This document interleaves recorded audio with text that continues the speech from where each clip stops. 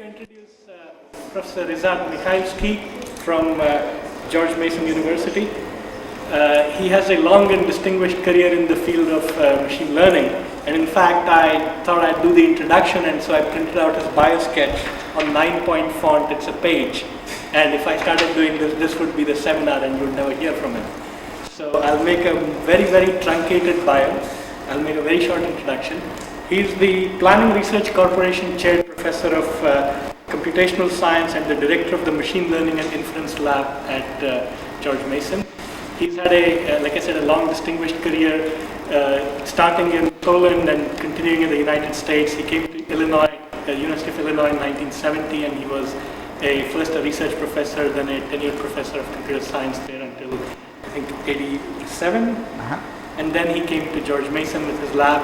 He is well known for being one of the founders of the field of machine learning, and I can reel off a list of things which are credited to his innovation, or he started these ideas, things like conceptual clustering, constructive induction, variable valued logic, natural induction, variable precision logic, ... until inductive databases and knowledge scouts. And to give you some flavor of what he's going to talk about, this is his current thinking and his current ideas. When I wrote to him, I said, talk about anything that excites you. And he's decided he'd talk about knowledge scouts, and that's what we hear from him. Thank you for a very kind introduction. Good afternoon. I had the pleasure to speak with many of you today, and I realized that your interests are in some sense complementary to my interest.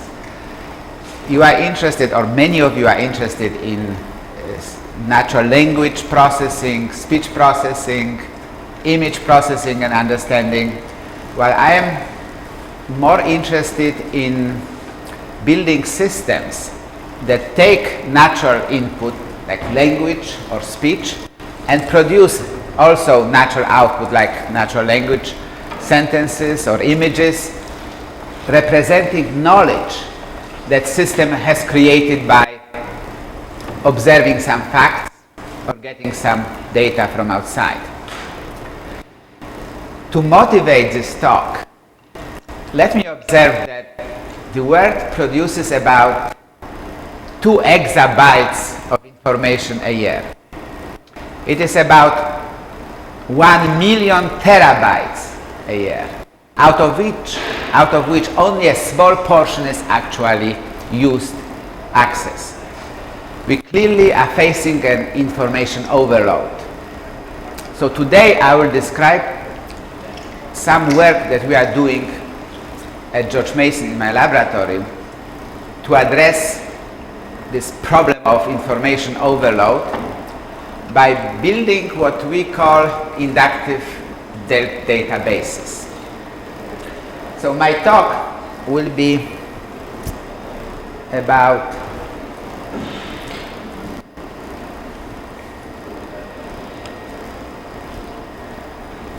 inductive databases and knowledge scouts. I will briefly talk about the difference between data mining, which you all know about, I'm pretty sure, and what I call knowledge mining. Then it will introduce to you this concept of inductive database. Then we'll tell briefly about a system that is a realization of our first ideas about an inductive database. And then we'll give you an example of a medical knowledge scout which lives in an inductive database. And then, if time permits, I will give you a demo of natural induction. By natural induction, we mean systems that, given some data as the input, will create hypotheses in natural form, like for example in natural language. So they will actually speak to you what they learned. All right.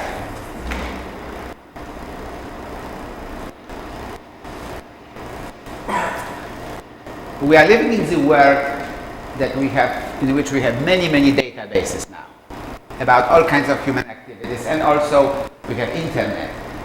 And the presence of these technologies has created extraordinary opportunities for monitoring, analyzing, predicting processes in many areas of human activities such as economy, medicine, agriculture, science, defense, and so on.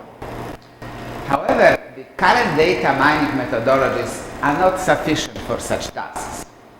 Because we need methods that are capable of what I call knowledge mining, that can approximately be described as a process of deriving goal-oriented knowledge, so they understand what a given user may want to know, and are employing advanced methods of inference and prior knowledge, so they also can reach out and analyze and involve in analyzing data the prior knowledge. We all agree that if you, let's say, you have no information, no knowledge, let's say, about the concept of President of the United States, about the United States, and so on, and started to read Washington Post, and then read about Bush President, you would not get much information from it if you don't have all this background knowledge. So ultimately, systems that derive knowledge from data must be able to derive knowledge from other knowledge, and actually from a combination of knowledge and data, and should be able to conduct in advanced reasoning involving both. And we believe that the development of effective methods and systems for what I call knowledge mining is becoming a central challenge for research on the agenda for this century. It's an enormous problem because we are facing so much information which is being generated everywhere, but our brain, at least mine, is not growing. Speed is not improving. So we have to somehow build intelligent systems that will help us to translate, to derive from the available variety of data useful knowledge, useful at any given step of our decision making. In order to justify this concept of inductive database, let me remind you about the evolution of the database technologies. Initially we had conventional databases, and we still have them. They basically give you answer if the answer is stored in the database. The so-called deductive databases then can, in addition, to derive some deductive inferences from the facts stored in the database. Now, data mining and knowledge discovery are tools, methods, systems that are sort of aside. They are not integrated with the whole database.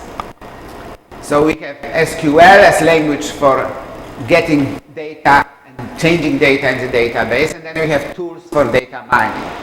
And those tools are usually quite simple. They cannot do much for us. And a natural next step is to build what we call inductive databases.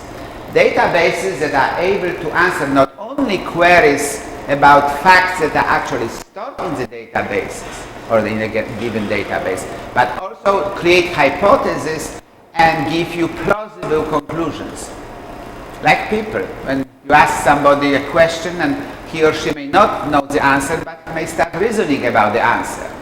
Like, for example, I may ask you, how many piano tuners live in Baltimore? My feeling is that none of you know exactly how many of them live here. But when you start thinking about it, you will give me some meaningful answer. You know it's not 0 for sure, and not million for sure. And you will start thinking, and you may come with some approximation. So this is what is needed. Databases that are equipped with certain capabilities for plausible reasoning. So that's what inductive database is about. But has all those capabilities integrated. Traditional current approach to data mining or knowledge discovery is that we have data, we select some target data, then we pre-process the data, then we transform the data, and then we do the stuff that is often called data mining step, and then we test the knowledge, which is usually in the form of relatively simple patterns, and then if that knowledge is tested and works well, then we store it and possibly use it for some decision making. So you can see what we are doing here from data to knowledge. There's no prior knowledge involved here. Prior knowledge is only inserted by the user or by the designer in some forms, like that designer may select attributes that are relevant. Here are the popular techniques. But these are, I presume, are familiar to you, so I'm just mentioning them. Decision trees, rule induction, neural networks, nearest neighbors, original computation, clustering techniques, Bayesian belief networks. These are currently widely used techniques. Notice that all of them do not assume some large amount of prior knowledge. They do some transformations. They start with some data and then end up with some form of knowledge, which is they are able to represent. So, strengths and weaknesses, well, simple to implement, easy to use, efficient to apply, can scale up. However, they are able to find only very simple patterns, like decision tree, let's say, or some patterns that neural network can represent. They are not integrated with the database. Unable to employ sophisticated domain knowledge, including inability to represent abstract goals that system should pursue. And knowledge generated may be difficult to interpret. For example, a neural net. Neural net may learn certain transformation, certain classification, may do it very well, but will not tell you how it does, why it classifies certain objects this way or that way. So if application requires some explanation and understanding, this is not a good technique for such an application. Let me give you a motivational example, a real-world example. You can read. There was a case that US trade records show that in the early 80s, the import of trucks from Japan sharply declined, while the import of auto parts significantly increased. The significance of these facts was only noticed several years later when it was determined that Japanese companies were assembling trucks in the US to avoid a high US tariff on imported trucks. See, this discovery led to a new trade agreement between the US and Japan, but a few years later, so of course an amount of money was lost. Question: how could we build a system that would automatically discover such a pattern? Can we build it? How could we do it? Well, we would have to have a system that would be able to conduct inductive reasoning, create hypotheses with abstract concepts, goals, to represent and reason with background domain knowledge, and have an access to relevant facts, of course. And building such a system requires an integration of several technologies. Of course, databases, which store the facts, what's going on about those parts being imported and trucks being imported and so on. Knowledge bases that store various generalizations, patterns that are being discovered, and also prior knowledge. And advanced methods of inductive reasoning. So, what are the recent challenges now? Well, we need systems or methods for effectively, efficiently using both data and background knowledge in order to derive new knowledge. And reasoning with more advanced knowledge representations. Since data may be insufficiently relevant to the task, there is need for what we call constructive induction. That is, transformation of the representation space to a new representation space in which solution is easier to find, or hypothesis is easier to define or discover. We also need what we call natural induction, namely we would like to have output from such a system in natural form, so in the form of image, graphics, or natural language, the kind of forms of knowledge that we are used to. Not sort of some strange set of, let's say, networks which don't tell us much. So that natural induction is really important for some applications where we really want to understand what machine is producing for us. Now, the process of knowledge discovery needs to be more automated. It turns out that if you use current data mining tools, you have to use them again and again with different parameters, try this, try that, try another tool, a lot of work. Well, could we automate this process? Can we design a system that can conduct experiments automatically? Just by giving abstract goal characterizing the kind of knowledge that we are interested in, and the rest is done by the system. And such a system is called knowledge scout. So knowledge mining is an idea that talks about deriving knowledge from data that satisfies three conditions. First of all, it's guided by goals, knowledge needs of a user, that can be defined abstractly, because if we want to discover something new, we cannot define it. So we have to be able to only generally or abstractly define what kind of knowledge may be of interest to us, but systems should actually find more specific knowledge that is really interesting. We may say, well, we would like to discover things, let's say, that cause cancer of the prostate cancer in men. Find the reasons by searching all the publications on the subject and all the databases that were collected on the, let's say, lifestyles of men and then their diseases. And from all this data, find the causes, potential causes.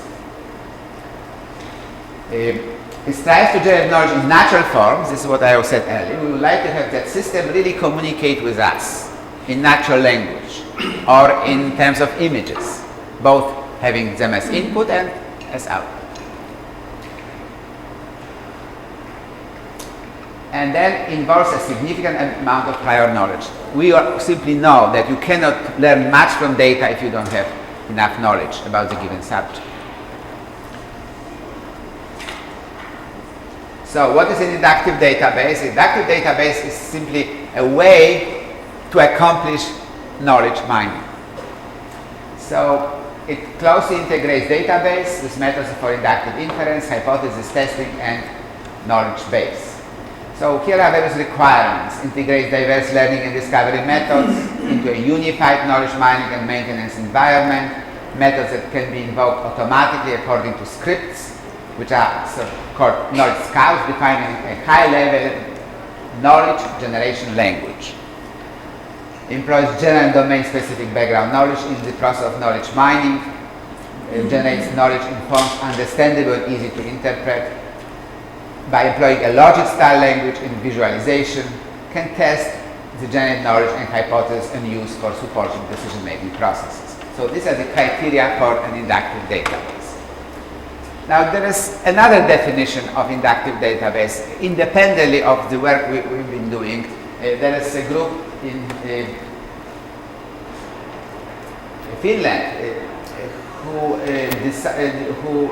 proposed that kind of concept, inductive database. It is storing simultaneously facts and various inductive generalizations from these facts. The problem is that from a given fact, you can derive very, very many generalizations. If you don't know what kind of generalization is of interest to you, you may overload the system, have too many generalizations to store. So our approach is to store the facts and have tools that can efficiently create generalizations and inductive hypotheses accordingly to the goal of a given user. Different users will get different knowledge generated from the same data. So that's kind of an obvious schema for an inductive database. We may have different databases. Ultimately, what we would like to achieve, hopefully during my lifetime, at least some approximation, that this may be an image database, this may be textual database, that this could be numerical database, some symbolic database. So we have different sources of data, and then the system is conducting inferences using knowledge from the base data, from knowledge base, and creating different knowledge according to different scouts. Different scouts who, as I say, live in the inductive database can produce different kind of knowledge depending what we are interested. If you are, let's say, hospital administrator, you may be interested in kind of patients who will pay bills and other related topics. But if you are a research doctor, you may want to know about relationships between lifestyle, symptoms, and diseases. Very different knowledge you are looking for.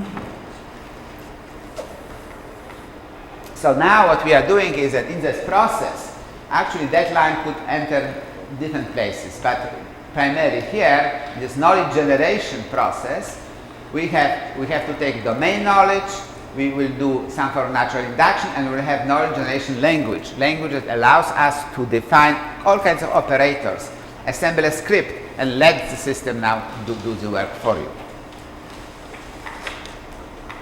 So this is an example of inductive database that we designed called Inland. So we call it BAG. So we have database, knowledge base, and here are different operators. You see, those operators, they are connected to the database. So these are the standard database operators, like provided by SQL. Here are the operators that only deal with knowledge base. So knowledge base may contain rule representations, hierarchies, certain relationships, associations, statistical, let's say, relationships and correlations, distributions, and then you may want to access it, modify, change it, and so on. And then there are operators that are related, linked to this big triangle, rectangle. So these are operators that simultaneously work on data and knowledge, and as a result create new data and knowledge. Such combinations of data and knowledge we call knowledge segments. So those operators work on knowledge segments. So they can generate rules, generate trees, generate equations for the data, they do transformations, optimizations, they can generate hierarchies, conceptual clusters, they can test or apply knowledge, they can generate representative examples, they can generate representative and most relevant attributes, they can analyze the knowledge in certain ways, they can visualize by invoking various visualization programs, and they can also do statistics. Analyze would be statistical analysis. Now, to explain what I mean by induction, let me show you that what I call a fundamental equation of inference. That if you have some P, which is a set of certain statements called premises, then you have some background knowledge, which is also a set of certain statements in some language, and then you have a set of statements C, which we call conclusion. And if the relationship between those three components is such that union of those statements entail logically C. So if you have P and BK and you derive through the rules of deductive inference C, you are doing deduction. If you have C and background knowledge and you create plausible hypotheses that together with background knowledge entail C, then you are doing induction. And then you can also do analogy. If P prime is similar to P, hypothesis C prime, which is similar to C.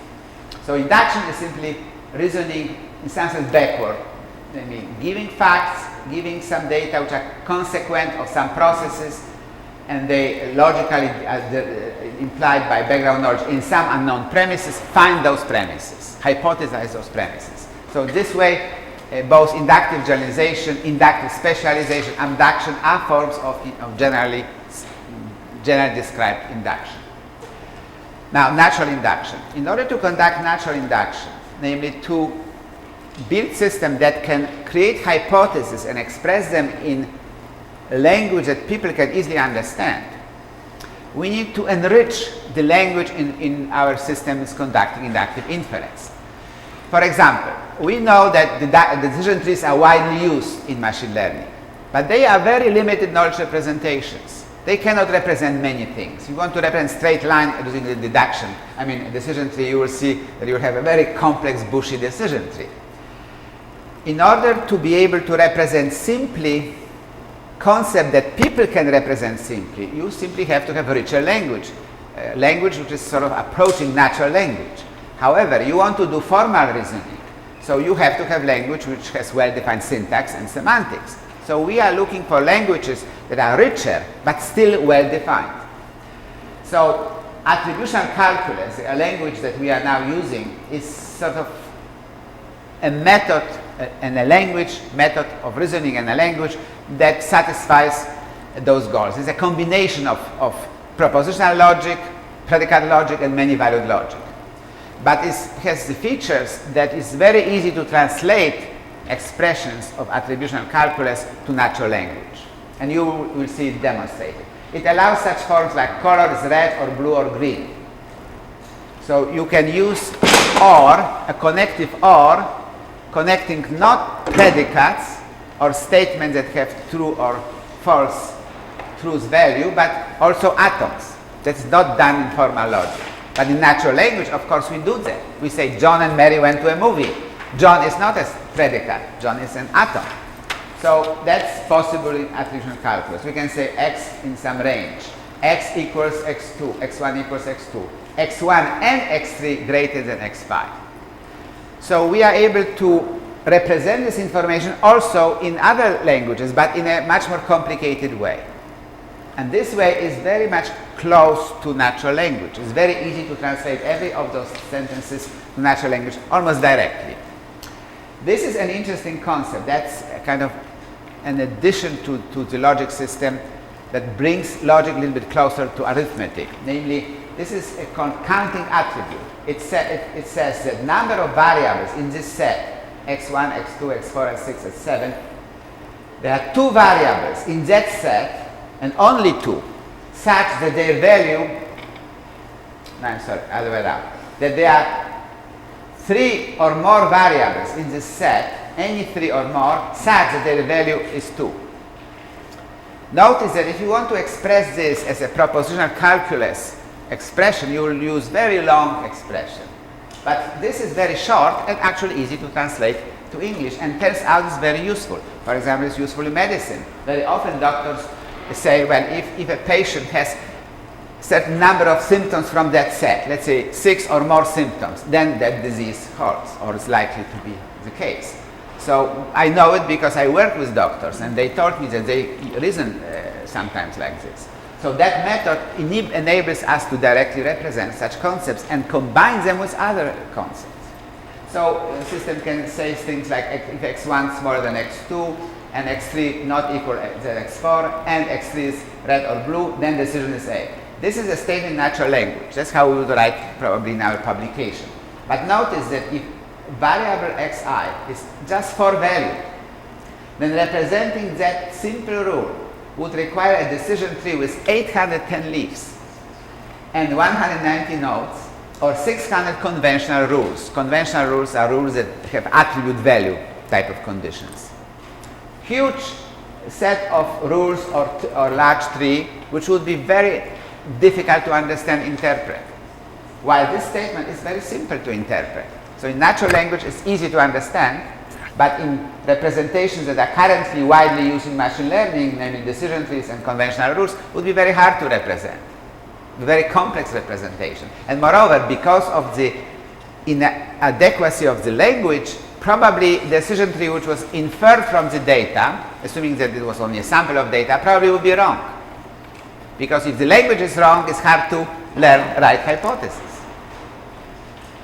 So in attribution calculus, we would write exactly this. This is what system would produce. Decision is equal A if x1 smaller or equal x2, and so on. It's very close to natural language, you see. And moreover, system, in order to give us more information, would annotate this statement. It would add some additional numbers, like for example, it would say that this relationship by itself holds 3,899 times in the data, in the given class which we are characterizing, and 266 times in the data or a class we are not trying to characterize, in so-called negative examples. And there's would cover all, and the whole rule would cover 750 examples, and 700 uniquely. That is, there's no other rule that covers those examples. Would also would say that this is approximate rule because it covers some cases which are negative, so some exceptions. Would also have F. F is another concept. It's a concept of flexibly covered. That is, rule can be logically matching a given fact or can match approximately. To give you an example, and the idea that came it was when I worked in the area of agriculture. And the problem was that certain diseases occur in the summer. And all examples happen to be in the summer, let's say between June and August 31st. Imagine the situation that the disease was found on September 1st. So now clearly rule is not satisfied if it says between, let's say, June 1st and August 31st. But intuitively we feel, well, what a big deal, just one day later, so that's not really doesn't really matter. So therefore we need to flexibly match logical expressions. And that's why attribution calculus allows to multiple valued logic evaluations. All right, there's Q, some measure of quality of this rule. So the algorithm that we are using here stems from the algorithm AQ that goes back to my PhD thesis, and we're still using the core of it. And the simplest form of that algorithm is very easy to understand. It pioneered the so-called progressive covering approach, which is now used in machine learning as a term. Also, they call it separate and conquer, if you know that terminology. So you have positive examples, negative examples of some concept, and LEF is some form of criterion for judging hypotheses. And that criterion may consist of many small sub-criteria or elementary criteria, because you want to judge hypotheses from many different viewpoints. For example, is it simple? Is it accurate, or how well it performs? And also, does it have certain attributes that you want to have it, and so on. So you can define various criteria, and all together they are used through LEF to evaluate hypotheses. You select C, that is some example that is focus of attention from pause, and then you generate the star. That's the most difficult and important concept. Star is a set of different ways you can generalize a given example. Usually different example may be generalized many different ways, but consistent with the facts. So consistency is the limitation of generalization. And then you select the best rule or best generalization according to LEF from that star. And then you remove examples that are covered, and you check whether examples to be covered, POS, that set is empty. If it's empty, you already finished. You have the complete cover. If not empty, you continue that process. The more advanced forms of algorithm, they use all kinds of additional techniques. They may use methods that only create approximate hypotheses, are not necessarily complete or consistent with regard to the data. They may use various forms of elementary criteria that are being used, and a number of other variations and additional ideas were added to the algorithms that we are doing now. Right now we are implementing AQ20, so it's 20 sort of stage in this long development. But it's a lot of fun. My students love this, so I always get some students who are trying to do something new and so on. The only thing is that students don't necessarily like to finish things and produce a product that somebody else could use as a product, that have everything is well finished, well debugged, and it's a nice documentation. But however, we already have some implementations that are pretty good, so if anybody is interested in trying, we could give you such a program, like AQ19. And AQ20 is about to be finished. Knowledge Scouts. So Knowledge Scouts utilize resources of inductive database to create personal knowledge agents that synthesize knowledge of interest to a particular user. So they live, as I mentioned, in an inductive database. They continuously and autonomously search for knowledge of interest in database. They can reduce, Knowledge Scout may reduce to a normal query, like SQL query, if you want to have answer online. But Knowledge Scout can be defined in terms of many high-level operators, can be launched, and then can live in the knowledge base, in the database for weeks, and eventually find the right or approximately right answer, and will say, aha, I have something for you. And in order to build Knowledge Scouts, you have to have that knowledge generation language, KGL. And how much time do I have? 20 minutes? Because I would like to have 10 minutes for the demo. I think demo will entertain you. This is end of the day, so you'll have some fun. So I'll try to speed up. I prepared more material than I knew I would need, because I wanted to know what I have to tell depending on the audience. So these are the kind of things that may be a little bit not that interesting. These are kind of sort of details about how that system is working, building those knowledge scouts from the operators that I implemented as part of this. So I just skip this. So we have that language KGL already implemented. First version is implemented in this inline system. And one of the ideas is that you can apply, let's say, operator that selects most relevant attributes. So result of that would be a new table, a relational table with data that has only the relevant attributes and the facts in terms of those attributes. Then the table is submitted to a learning program. Learning program may produce some rules.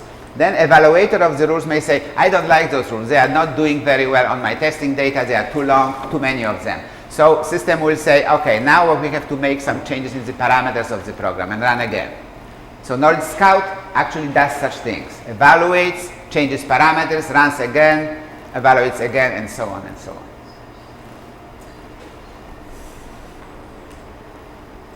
So this has kind of specification of KGL that basically satisfy conditions that we need to have in order to have useful language.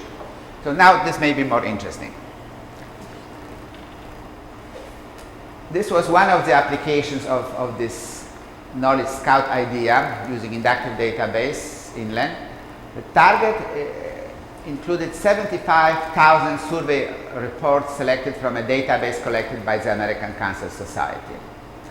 And data describe white males, non-smokers aged 50 to 65 in terms of 35 attributes, mainly relating or describing, let's say, lifestyle of this person, this patient, and some other properties like this rotundity, that is how round that person is in relation to his height. And there are 25 diseases that we consider: stroke, kidney stones, high blood pressure, gallstones, bladder disease, and others. And lifestyle attributes involve things like nightly sleep, mouthwash use, level of exercise, and so on, and rotundity, which I mentioned. So here is this Knowledge Scout definition. This is a script in KGL that defines a Knowledge Scout, which simply requests to create rules that are strong rules relating lifestyles to different diseases. So we want to find, are there any strong relationships between lifestyle of a man and diseases that we know that person has. So you can go through that script, but that's maybe too detailed. There is a publication on this matter if you happen to be interested in details of this work. And here is an example of a learned rule. So the rule says arthritis is present if high blood pressure is present, and there are 400 cases of that, and education is relatively, well, college graduate or below. So now we can start asking a question, why arthritis? Well, maybe people who are not highly educated tend to work more with their hands than with their brains, perhaps, and therefore they get arthritis easier. That now is additional explanation, but that's a pattern that we found. And then alternative pattern was stomach ulcer. If someone has stomach ulcer, there was association with arthritis too. And education, also relatively low education, and there's relatively low, none or medium exercise. Age, well, age was a very wide range. And diabetes, no, people who had diabetes somehow were not represented in those groups that had arthritis. And high blood pressure, no, you can have low blood pressure. Okay, so this is a kind of pattern which was found by the system. This is another pattern. This is an example of the data. So like data was given to the system in this form, rotundity, so low. That this person is relatively lean. Exercise, medium. Sleep, 6 hours. Education, college grad. Years in the neighborhood, that is number of years that person lived in the same neighborhood without changing. Mouthwash, yes, this uses mouthwash. And tuberculosis, high blood pressure, and then arthritis, yes, no, and so on. And there was a lot of such records. And so those records, system created this rule that I showed you. Now we can go to another topic, namely representation. So one level of representation are those rules, attributional rules that I mentioned to you and I showed you. More abstract representation is using those concept association graphs. So the concept association graphs has nodes, which in this case here are related to characteristics of a patient, like rotundity, education, But notice here we are not talking about high education or low education, because this representation is a higher level of abstraction. Now arthritis in this case is the dependent of variable. Now you see certain links, and those links have different thickness. So the thickness is greater, that means stronger relationship between like high blood pressure and arthritis. Now the condition which requires arthritis is actually composed of 4 conditions. You have to have all 4 conditions that to have strong case of arthritis. And the most important is high blood pressure, and it is positively related. Plus means positively related. That is, higher blood pressure, more likely you will get arthritis. And here rotundity also plus. If you are rounder, more likely to have arthritis. Education was minus, so it was other way around. You have lower education, more likely you have arthritis. Now, so this is, you see, that representation gives us immediately certain feeling what's going on, what things are related. And if you want to know more precisely, you see the rule. So there are 2 levels of abstraction. Now this is a more elaborated example. You can see here nodes, different diseases, and here you can see here are those environmental factors, and they are related to different diseases. And you see these are combinations of factors. So the idea is that system can discover combinations of factors which together influence strongly the presence of a given disease. It also shows you graphically strength of different factors and their influence, and also qualities of influence. For example, sleep. Sleep is a mountain shape, meaning that if you have too little sleep or too much sleep, that's a problem. So we are having those graphical symbols to illustrate qualitative relationships. Now, this result is not claimed to be a new discovery in medicine. We are not saying that. However, we are saying that we have technology that potentially could really make real discoveries in medicine, because this was actually achieved from a relatively small sample of the data. Next step, we'll actually use the whole data set which is available to us, and patterns will be much stronger. And then we may indeed be able to find some patterns that are not known yet to doctors. So you can see there are the rules for each of those diseases. So you can go through the rules and you can actually see more precisely expressed relationships.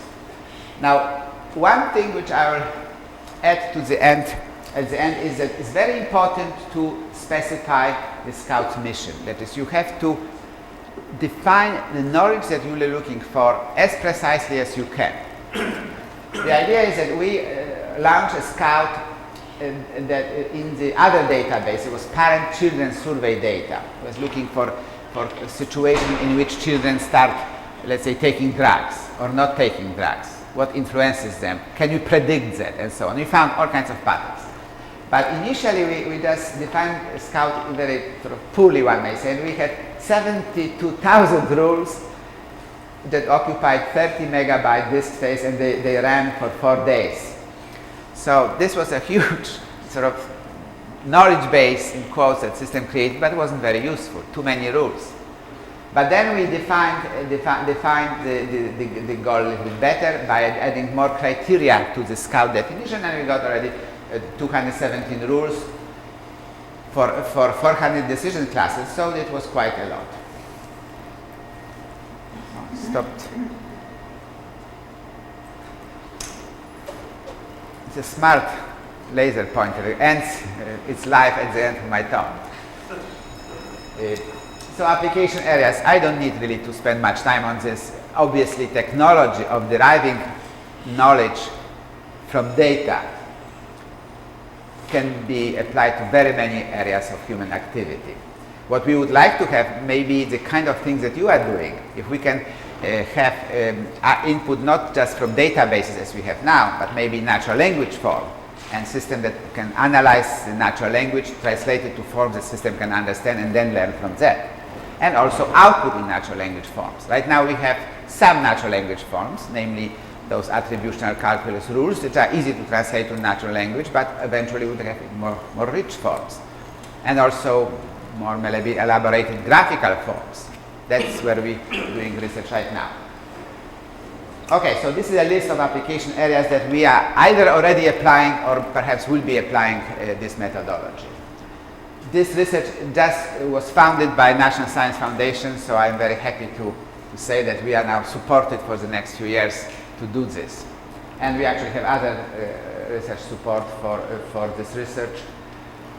So I would like to acknowledge publicly that we are very grateful to those agencies. Now, if any of you found my talk a little bit interesting and would like to know more about things I talked so superficially, here is our website, and we have publications there, and you can read those publications. It may take you quite a long time, actually, if you want to read all of them. There's quite a number of those publications, but you can select some of them, and recent ones are downloadable. The other ones, well, if you ask us, we may be able to send you a copy. Now I would like to go to this demo, illustrating natural induction, if you are interested.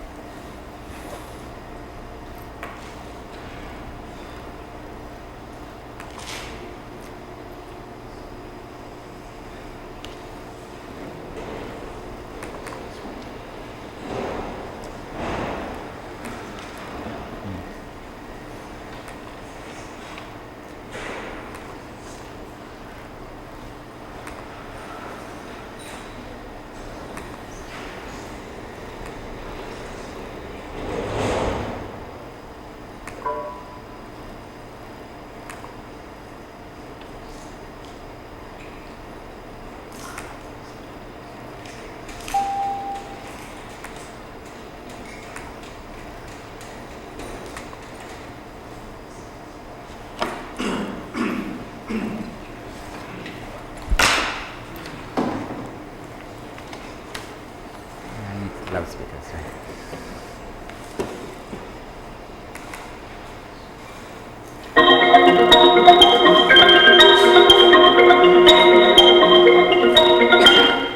The world of machines has learned and discovered an artificial intelligence exhibit presented by the Machine Learning and Inference Laboratory.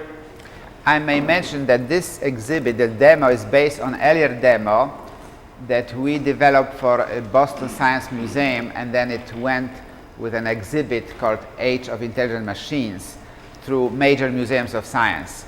So we had a lot of people seeing earlier version of that demo, but the earlier version also had other systems, had 5 other systems. This is just one of those systems that learn rules from data. So this demo illustrates my talk.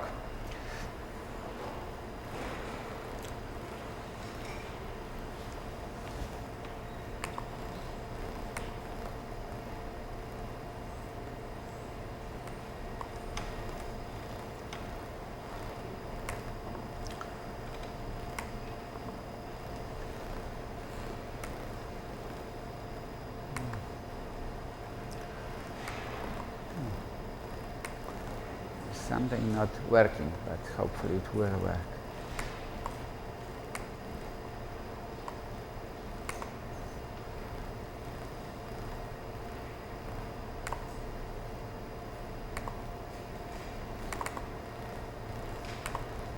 Hi, my name is Q. I am an expert in creating rules for recognizing objects. All right, let's start with the introduction. The point was, when we designed this demo, The year is 2121. Must be very simple to understand. Your spaceship has landed on a distant planet populated with human-like robots. Your mission is to make a trade agreement between the Earthlings and the robots. okay, can you determine a rule that distinguishes friendly robots from unfriendly robots? Some simple rule that you use it. Good. All right, we already have one answer. No more answers? What? Smiling.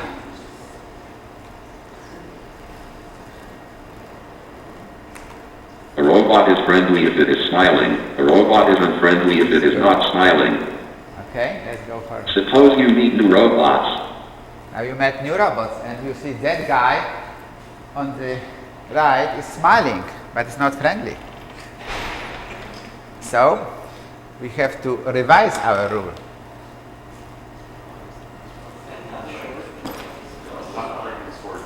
What's that? Not smiling interference or something. Excellent, right. Invite some of the robots below to join your club. Yeah, this was too fast, so I can go quickly because you wanted to see that. Hi, my name is Q. The year is 2121. The robot is friend. Suppose you meet new robot. The robot is friendly if it is smiling and not holding a sword. The robot is unfriendly if it is holding a sword and not smiling. Okay, so now through this example you already know what approximately the system can do. Can create rules in natural language from the data that it observes, and data are some simple visual objects. Now let's go to a real part of this demo. Invite some of the robots below to join your club.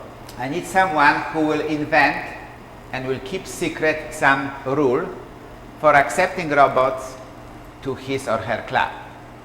You will not tell us the rule, and we'll see whether this program will actually guess your rule. Who wants to? Do you want to try? You can use any rule you can possibly envision or invent, but in terms of features that are easy to detect in those robots. So we can't pick randomly and see what the rule comes up. Oh no, we can do randomly. Yeah, that's an easy way to do it. But it's more fun if you can think of some rule and see whether the program will discover your rule or some other rule, maybe equivalent. Want to try? Yeah? Okay, so what we do, we go next.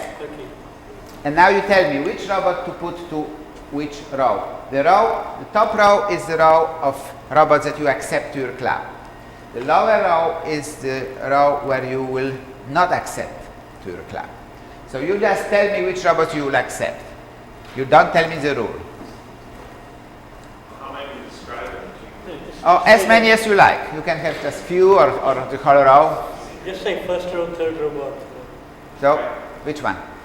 Pick one guy over. Which one? This one? The next one. Next one? Yeah, that guy. You will accept? Sure. Good. Sure, fine. Okay, next. And the guy in the very, very end. Very end. Okay. You accept. Fine. What about And guy 2 over 20. this one? No, that one. Yeah. Accept or not? Yeah. Okay. And that's it. And now you have to give me some which you don't accept. That's too trivial. Oh, okay. On the bottom row, the second guy, third guy, and the fifth guy. This one? Yep. No. This one? No. This one? No. No. More examples? Yeah, keep going. Okay. What about this one? No. No. What about this one? Okay. Okay. Accept. Fine. No. No? Put it on the bottom. Okay. What about this one? On the bottom. Everyone else should go on the bottom unless I have it too. Oh, everyone. I see. Okay. So now, in order to be fair to this program, try to find this solution yourself. How long would it take you?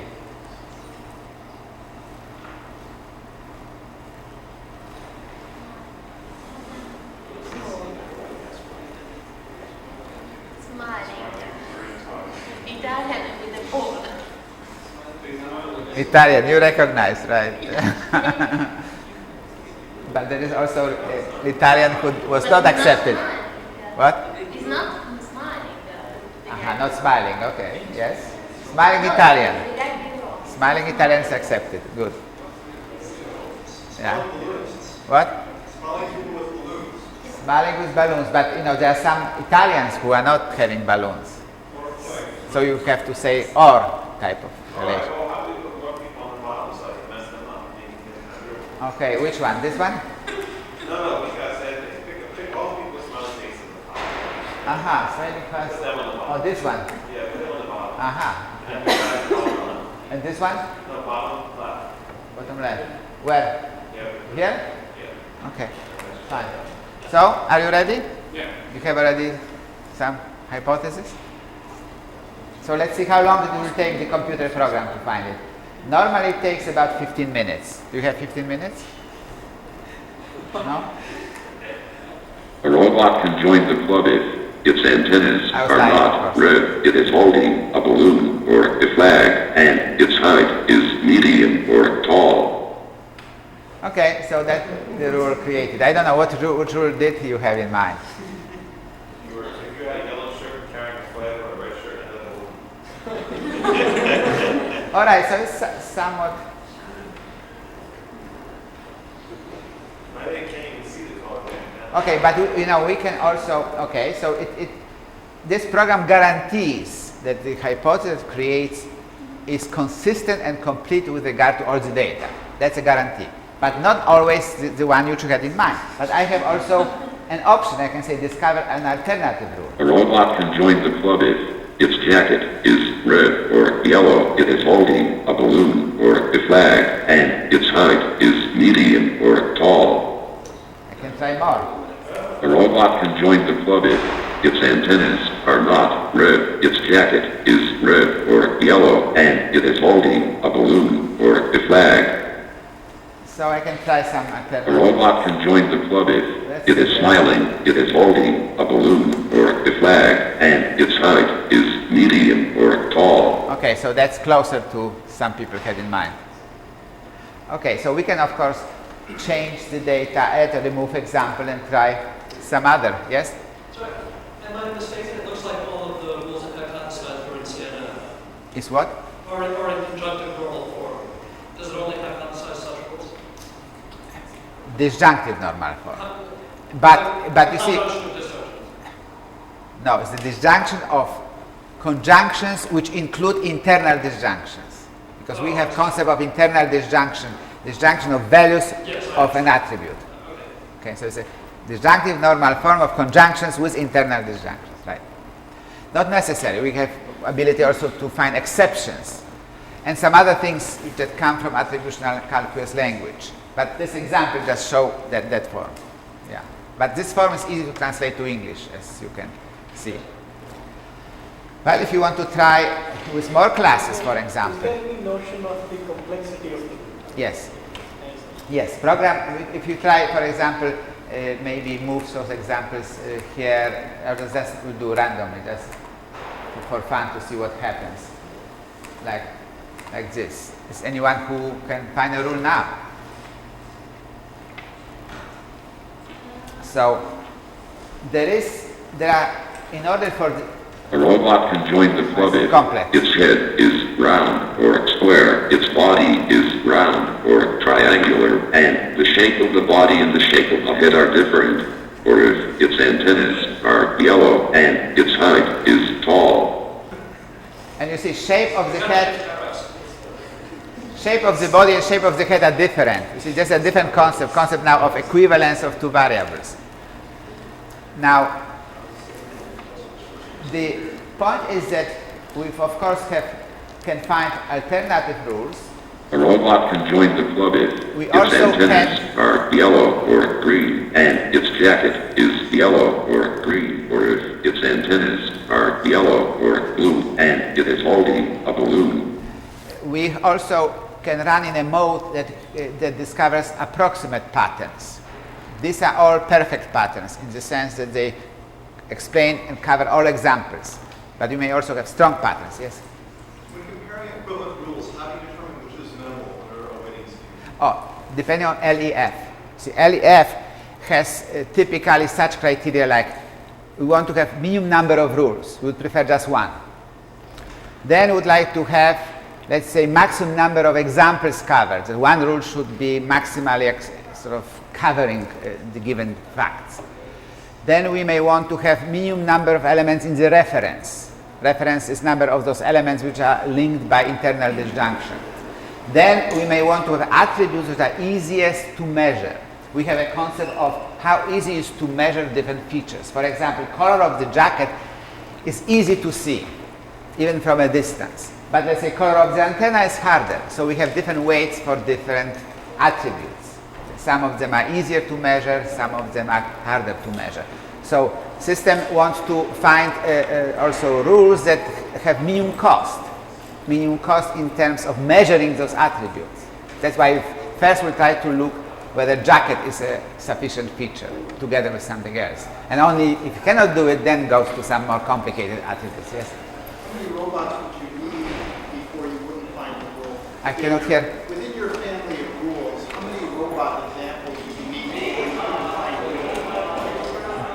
rule? One or very many. This program can work with one example or with million examples. But It's the contrary. When you don't find Just, a rule, in other words, enumerating all the robots in the club is also a rule, right? yeah. So when is that being the rule? Okay, let me explain. I think I am now understanding better your question. The point is that this is an inductive inference. Inductive inference is under constraint problem.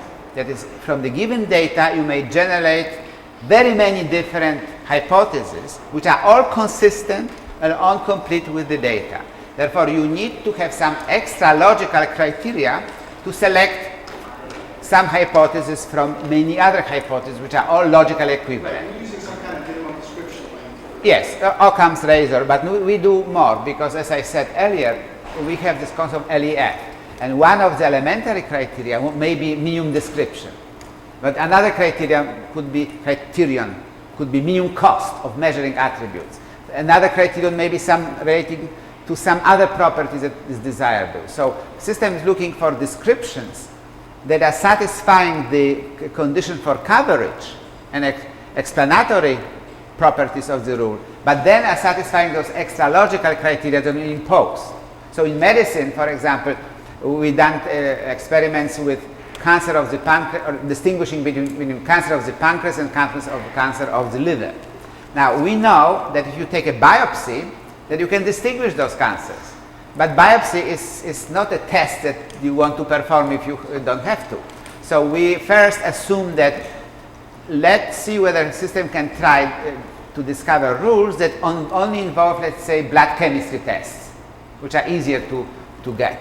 And only if it cannot make good distinctions, then other tests. So you may involve the cost of the attributes also as very important part of your LEF criterion. LEF stands for lexicographical evaluation functional. So it's a multi-criterion evaluation of hypothesis and search for the best hypothesis according to that criterion. You have different application, you change your lab, and you get different hypotheses. I have a very basic question, like how is this related to machine learning? How is it related to machine learning? How is this program related to machine learning? Like, I don't see any connection. Well, depending what you mean by machine learning. Machine learning is a process of creating knowledge from the given data. Knowledge may be in the form of the declarative set of rules like this one, or can be the form of algorithms to perform some function, let's say a robot picking up an object.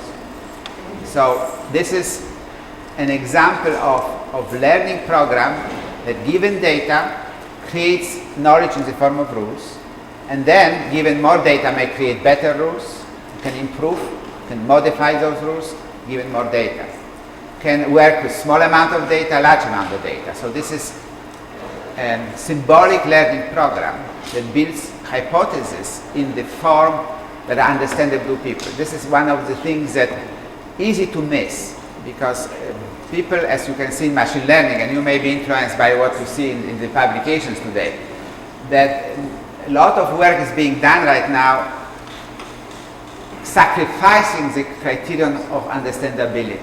They want just some results that they can now apply to given testing data and get high performance, let's say, high accuracy. Like a lot of papers involve decision trees, for example. And they don't look how large decision trees. They never publish, by the way. They don't show you decision trees. They only show you results of applying decision trees to training data. And then they say, 75%, 85%. But you don't see what really program learned. You cannot learn yourself the patterns that have been discovered. And you really don't know, is it good 75% or not? Suppose it's a question of 75% correctness of cutting your leg off.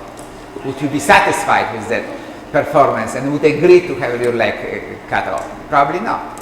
So the performance itself, as it turns out, if you deal with experts or practitioners, is very often not sufficient. Very many people say, I would rather see some pattern generated by machine that teaches me something new about my profession. Let's say finding some pattern relating some symptoms to some diseases, rather than having, let's say, 75.8% accuracy rather than 73.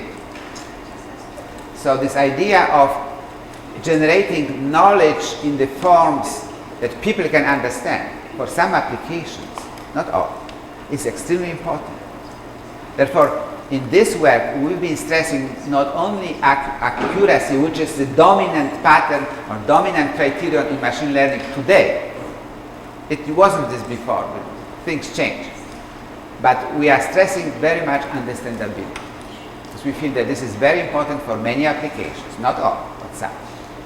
So I'm trying to understand how I should think about this if I'm an algorithmist. Yes. First of all, are you guaranteed to find the minimum cost rule, the minimum cost consistent and complete rule, if any such rule exists? Well, you know, and I can see that you know, that this is NP-complete problem. So if I have 1,000 attributes, or even 500 attributes, or even 100, I may never find it, to guarantee. However, if you are interested in this problem, then I will add one more thing that I didn't mention, that AQ algorithm gives you not only a rule, but also gives you an approximation or estimation of the distance between the rule and the optimal rule. So if that distance comes as 0, then program guarantees finding optimal rule without full search. So there are situations, and this is one of a number of very interesting problems for someone who is interested in the theory of algorithms. This argument has not been yet properly investigated by formal guys who like complexity and working in the theory of algorithms. So it has some approximation. So we were able to prove, like there was a problem that I was very fascinated by this, sort of happy with that. There was a problem in finding minimum representation for 8 variable symmetric function. And in order to do so, I calculated that you have to have about 3,000 years of computation. So I ran AQ with the delta concept, and it suddenly came 0. So I knew that we have actually optimum without doing that 3,000 years of computation. So that argument gives you that estimate, but doesn't give you a guarantee that estimate will be always 0. Therefore, it doesn't always give you optimum. That's useful. Is there anything else that we could look at if we were comparing this algorithm to another algorithm that tried to do the same thing in terms of runtime, accuracy guarantees? It's hard to compare because, well, there are two different things. One is algorithm. This is a covering algorithm for solving general covering problem, which can be applied to all kinds of problems, not only learning. It can be used to all kinds of covering problems, first of all, to design switching circuits, to design Boolean expressions, minimum Boolean expressions, and so on. And then there is application of this algorithm to machine learning to learn attributional calculus rules. As you have noticed, attributional calculus rules have greater representation power than, let's say, some other methods like decision tree or conventional rules and so on. So therefore, you cannot compare because, to my knowledge, there's no other method that uses such a rich language. So you will be comparing apples with oranges. But you could clearly invent some other algorithm trying to find attributional calculus rules. Simply, that's an open problem.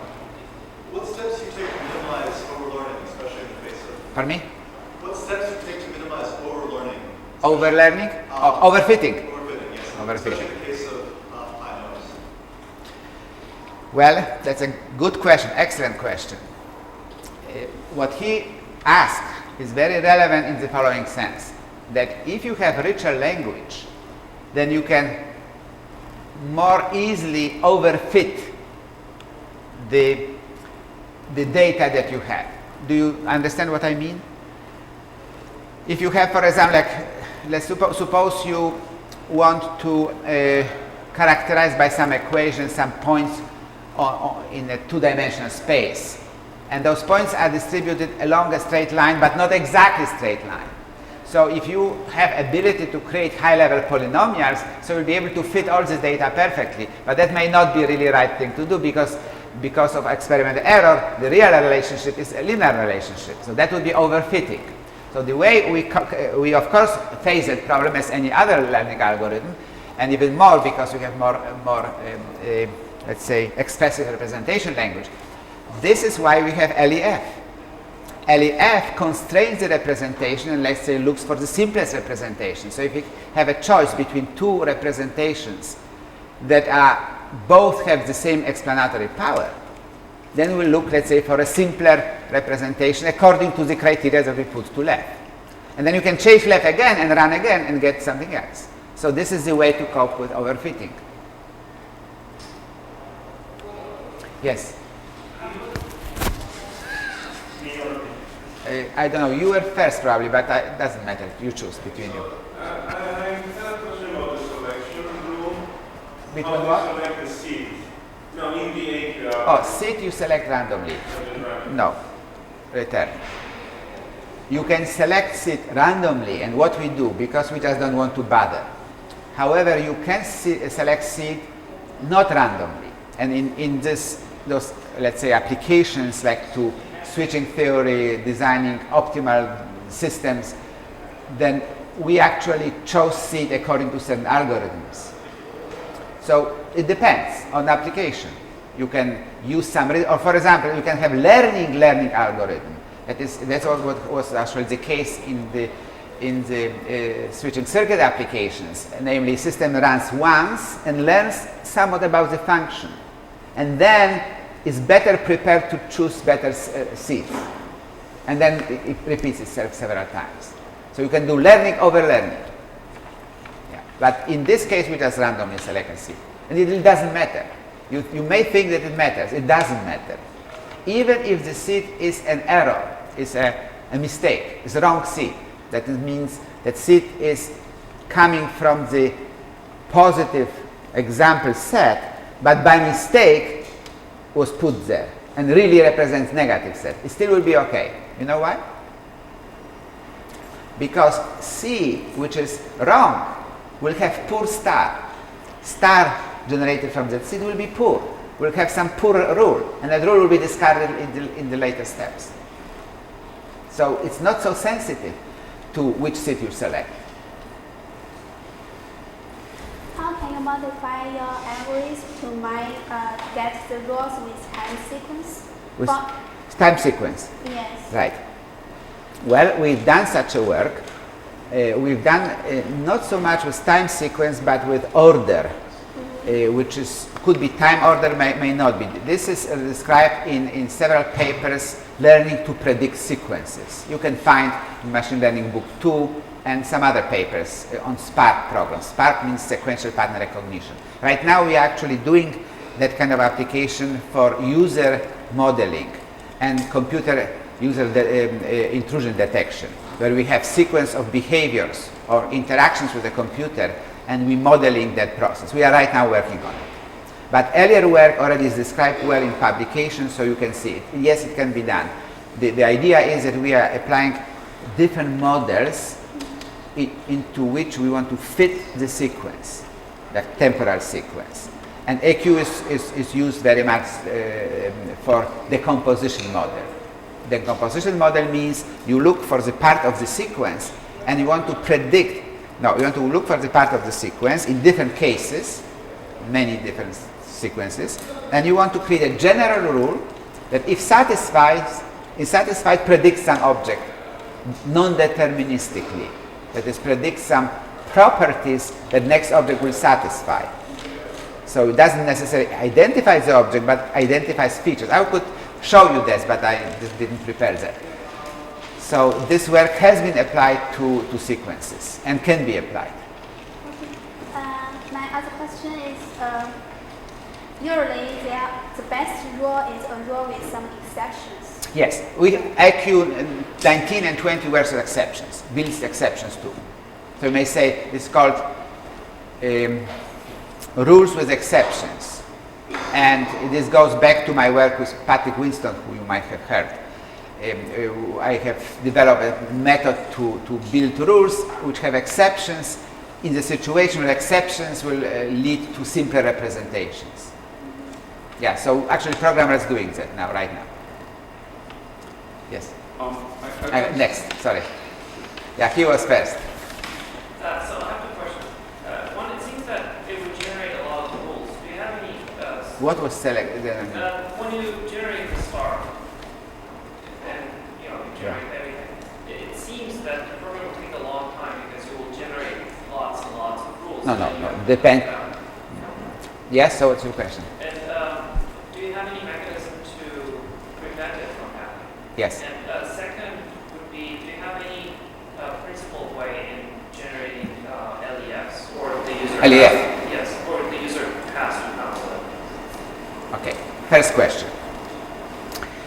Indeed, if the problem is complex, let's say you have 100 variables, it may have many different rules in the star. But notice, the number of rules in general may be much, much larger than the number of rules in the star. The star has a constraint, namely must cover the given C. Moreover, rules may be required to have certain properties, and that will constrain further the size of the star. And moreover, what we do, we found out that for machine learning applications, we don't need to build the whole star. We build partial stars. That is, we do the so-called beam search. Are you familiar with beam search? So every star is generated in steps. And in each step, there's a number of partial complexes, that is rules, in this case, generated. And then we trim that set, like beam, to narrow beam. And that beam may just have one complex or one rule. And then we expand again and have another number of choices and then select the best. This is called max star. So max star typically is 1. If you know about decision trees always have max star equivalent 1, because at each step they always select one attribute which is best for the given node. In EQ you have a parameter, max star equals 1 or 2 or 10 or infinite. So therefore you have a beam width, max star is beam width, and it also reduces the number of rules that are currently under observation and under attention to a certain fixed number. And this can be done actually very fast, it turns out. So this is how we limit that problem. You are right, it can be many potentially. But it turns out that it's not a big problem. Notice that in machine learning, as opposed to, let's say, combinatorial problems, we really don't necessarily look for somehow mathematically simplest solution. You ask, where does left come from? That's a very good question. You see, one of the issues that were discovered in AI was that setting all kinds of problems as optimization problems where you want to find global optimum is wrong. Because, first of all, finding optimum may be impossible because simply it's combinatorially too difficult. But the point is that even if you found optimum according to your mathematically formulated criterion, that may not be really good because your mathematical criterion may not reflect some of the criteria in real life requests. Suppose your criterion is maximize profit of a company. So you have maximum profit, but you pollute all land around you, and then you lose big because you are taken to court, and then you don't have much profit. So your criterion must be defined in a way that reflects human needs, human users' need, and so on. Therefore, it must come from people somehow. But we are providing simple mechanism. Notice that left is not, if you know that work, it's not a linear, let's say, function, as very often in optimization problems they do. They have a linear function with some coefficients and they don't know where to take those coefficients. Left is defined as a sequence of certain attributes or of the properties and with tolerances. So easier to define, it's easier, closer to our intuition. Yes? Paul, sorry, yes. The little bit of work I've done in medical diagnosis suggests that the way most doctors reason that a symbolic system isn't really sufficient to express their reasoning, that it's not so much, 3 out of these 7 symptoms, but one symptom is much stronger evidence, one symptom is lesser evidence, that there's some accumulation of evidence that's somehow fractional or probabilistic, and that most of the systems you described, economics or otherwise, have sufficient degrees of uncertainty and complexity that a symbolic solution, while it may be very understandable to a user if you communicate it to them in natural language, probably wouldn't reflect the way the reasoning of a human reasoner actually would need to operate in that domain. Is there any way to address that within this approach? Yeah, this is excellent, actually, question. It touches upon many research issues. First of all, when you say symbolic may mean many different things. People call decision trees symbolic representations. They are very nice if they are short, but if they have 1,000 nodes, we don't tell anything to a person who looks at a tree with 1,000 nodes. But it turns out that you have also another symbolic representation which has only 1 or 2 rules, which are easy to understand. However, you are right. Rules by themselves, if they are represented just as purely logic rules, yes, no type of descriptions, they are definitely not representing human reasoning, because humans use some logical forms. Of course, we know that we reason in some form of logic, but it's not a formal logic. We do represent some weights behind conditions. We also reason in many different ways. That is, if you are familiar with the work on plausible reasoning, then people would follow different paths of reasoning. And if those paths come, like doctor may try this test and see what happens, and another test or another way of approaching the problem. And then if all those paths come to the same conclusion, then he or she is very confident. If they're going to different conclusions, a doctor would not typically weigh those paths. He may, if he has no other choice, he may want to look for another test, for another measure. People don't like conflicting answers that they have to weigh now and say, this is a little bit better than this. They don't do it, but if they have to, they do it only when they have to. So yes, we have a way to represent this statistical knowledge, probabilistic knowledge. If you notice in those rules which I showed you, each condition was annotated with certain numbers. Well, those numbers are sort of statistical approximations of the significance of that condition. So very much our approach, our, let's say, aspiration is to merge logic with statistics, and that we are very much doing. Our language of attribution calculus is a language that captures logic but also captures some statistical properties of things.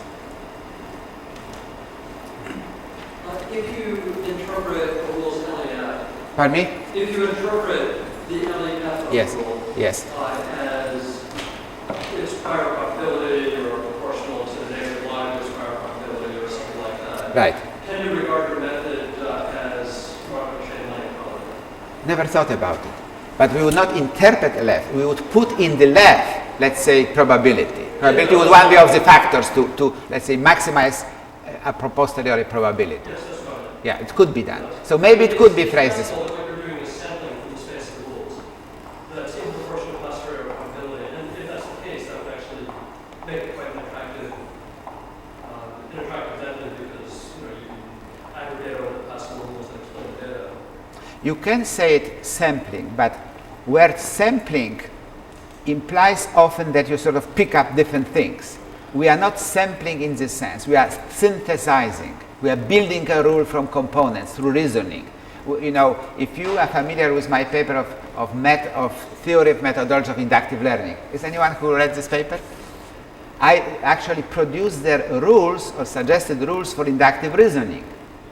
There are rules for deductive reasoning, which everybody knows. They were established by logicians over hundreds of years.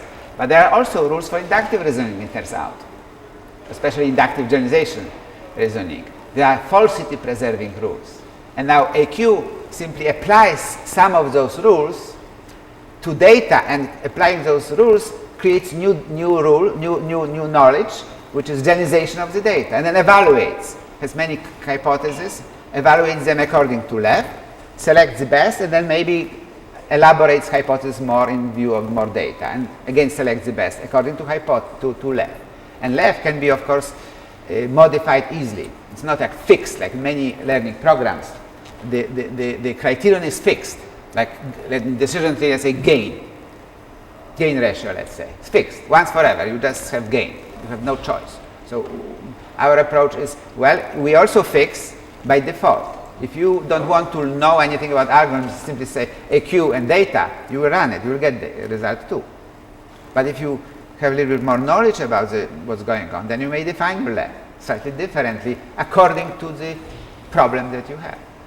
So it sort of gives you certain additional flexibility through lab and through other things, through Maxstar and some other things. Let's stop here. Thank our speaker again.